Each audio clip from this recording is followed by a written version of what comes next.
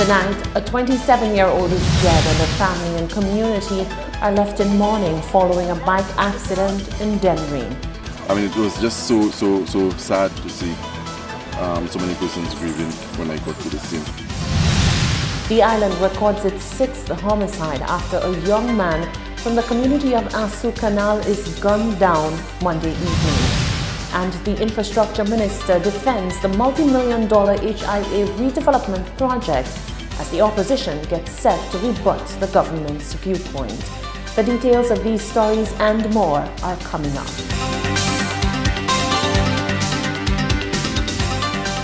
This is the Hot 7 Nightly News with Lovelace and Amy Joseph. Good evening. It is Tuesday, the 26th of February 2019. Welcome to the Hot 7 Nightly News. We're on Flow Channel 117, KISS FM 105.5 and 105.9, www.caribbeanhottv.com, and of course on our mobile app Caribbean Hot FM. I am lovely Saint Amy Joseph. Thank you for joining us. A community has sadly been plunged into mourning after one resident succumbed to injuries sustained from a motorcycle accident on Tuesday. Dead is 27-year-old Dwight St-Gis, whom friends and family say will be well missed. Rochelle Gonzalez begins our reporting. The community of Denya Riviere has been rocked by sadness and tragedy following a serious motorcycle accident early Tuesday morning. The casualty has been identified as Dwight St-Gis. We spoke to the Austin Hill resident's aunt, Anicia Mathura. However, emotions got the best of her. Tous les jours, moi, je me fournis Saudi, ngadi mwela, ngadi naiwo, fourni, et qui est parti. Moi, avant hier, ngadi moi même bagay là. So, moi passe ça. Ok, ça ou qui de petit accident, mon est arrivé là, on dit là. Moi passe ça. Ok, maman. Aïe, toi,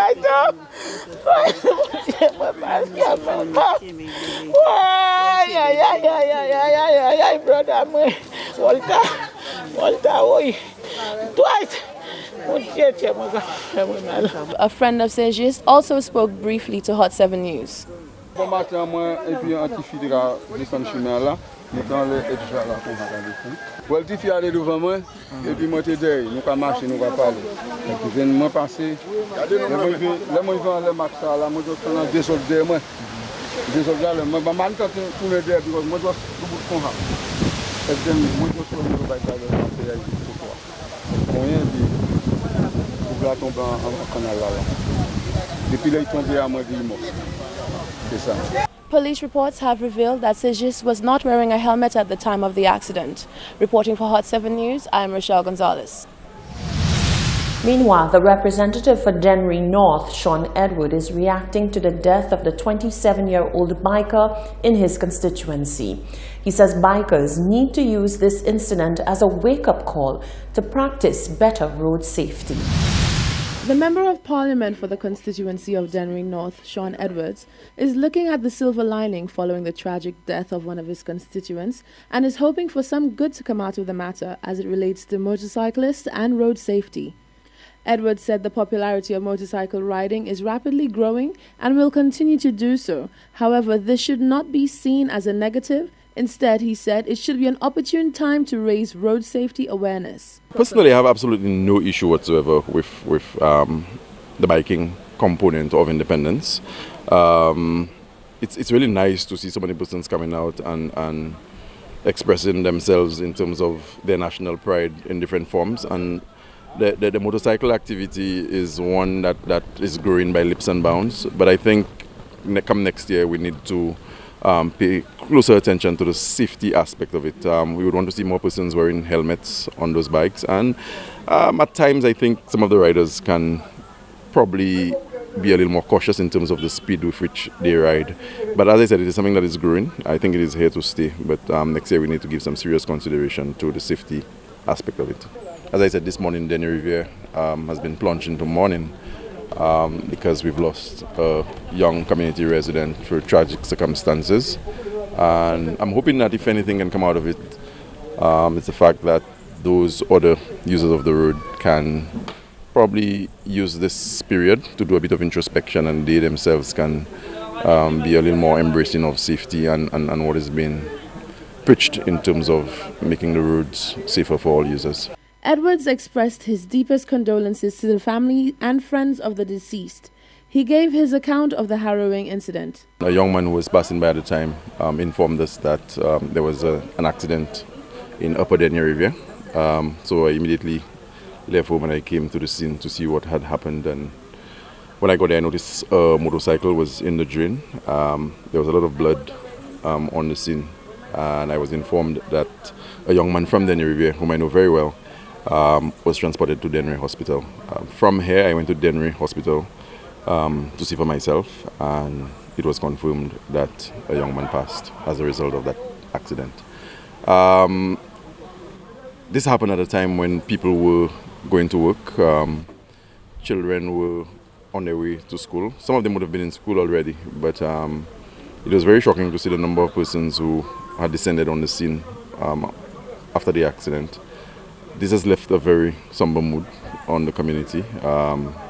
There are persons who decided to go back to their homes instead of going to work, because I mean, it was just so sad to see so many persons grieving when I got to the scene. And as I said, the young man was known by many in the community. He lived a full life in the community, and when somebody meets their demise in such tragic circumstances, it's only natural that the community would feel sad, and persons would take it to heart. Hot 7 News also spoke to the Assistant Superintendent in charge of the Dennery Richford Police Station, Sean Alexander, who gave official details of Tuesday morning's tragedy. I can confirm to you this morning about 9:05, there were a runoff with a motorcycle, PJ 5306, which ran off the road, and the rider was pronounced dead at the hospital by a medical doctor.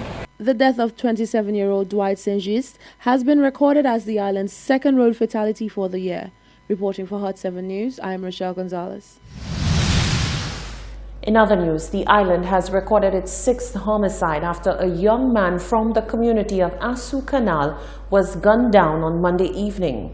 Residents fear the death of Miguel Alphonse will be followed with reprisals. The community of Asu Canal in Grosley has been left in a state of shock and horror after a young resident was killed in what was believed to be a drive-by shooting. According to unofficial reports, the incident occurred at a small roadside shop near the entrance of the gap leading to the community. The shopkeeper was in a state of despair, and although Hot 7 News requested an interview, she declined. Public Relations Officer for the Royal St. Lucia Police Force, Corporal Anne Joseph, gave details on the incident. On Monday, February 25, 2019, about 7:45 p.m., officers attached to the Grosley Police Station responded to a report of a shooting at Asu Canal in Grosley. 22-year-old Miguel Alphonse, a resident of Asu Canal, was conveyed to the Victoria Hospital via ambulance after having allegedly sustained a gunshot wound about the body. He was later formally pronounced dead by a medical practitioner at the facility. A post-mortem examination is to be scheduled for a subsequent date, and investigations continue into the circumstances surrounding his death. Anyone with information regarding this incident is asked to contact either the nearest police station or the Grosley Police Station at 456-3830 or the Major Crime Unit at 456-3754. One resident who declined an interview expressed concerns that persons may seek revenge for this latest killing. Reporting for Hot 7 News, I am Rochelle Gonzalez. Sunday, the 24th of February, marked a significant day for St. Lucia and its development efforts, as the government officially broke ground for the commencement of the Uenora International Airport Redevelopment Project. The HIA Redevelopment Project, as it is called, is the largest infrastructural project undertaken by the government of St. Lucia and the St. Lucia Air and Seaports Authority, SLASPA. The cost of the project remains a concern for many, but the government says the benefits will offset the cost. Infrastructure Minister Stephenson King has defended the level of borrowing for the Uenora International Airport, saying that it is an investment that will greatly benefit St. Lucia. The HIA redevelopment loan has been a controversial talking point, with concerns about increasing the island's debt burden due to the over $100 million loan. The government seeks to provide a world-class airport facility that will become the standard for the region, but many question whether the price tag on the facility is realistic given fiscal constraints. Minister King tied the matter to St. Lucia's ability to function as a sovereign nation. Being independent is about being able to be strong, making bold decisions, investment in areas that are necessary, economic areas. And I believe that the investment that we're about to make at the Yono International Airport is an economic decision that will bring about the rewards, because, as you know, it is self-financing. And whereas today it may seem a lot of money, $170 million, down the road that in itself will be seen as one that is really not much of a burden to the country. But we are always conscious about the fact that we've got to borrow large sums. The infrastructure minister says the matter did in fact weigh on the government, but in the end he says the best decision was taken. I don't believe any government is comfortable about going out on the international market and to borrow heavy sums. But when you consider the competition that is around us in terms of, let's take the airport for example, the need to have the necessary infrastructure to facilitate the growth that we're talking about, the growth within the tourism sector, the growth within manufacturing and industry and other sectors, and the level of publicity that St. Lucia is receiving annually, whether it's as being the #1 honeymoon destination or whether it's the various tourism products that are simply rising to the occasion and earning their mark. It means that we now need to consider the infrastructure that we have, whether it's roads, airports, seaports, you name it, the institutions, the facilities, we need to do it.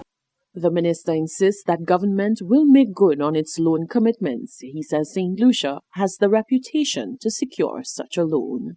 In our case, when you consider St. Lucia, and I must say we're a very proud nation, regardless the administration in government, we have been able to maintain ourselves and to meet our commitments without default. We have never been to the IMF, regardless whether it's Sir John Compton, Kenny Anthony, even myself. We have never been to the IMF. And it is a discipline that we must adopt as a people, as a government. And that is, when we make a commitment, we must fulfill that commitment regardless. The government broke ground on the development on Sunday, the 24th of February. The St. Lucia Labour Party will air its views on the project in a scheduled press conference for Wednesday, the 27th of February. This is the Hot 7 Nightly News. Still to come, a Schwarzel family needs your help to find a missing loved one. Has corporal punishment been abolished in the school system? And Hot FM Communications CEO Patrick Smith cops an award in the US. That and more when we return.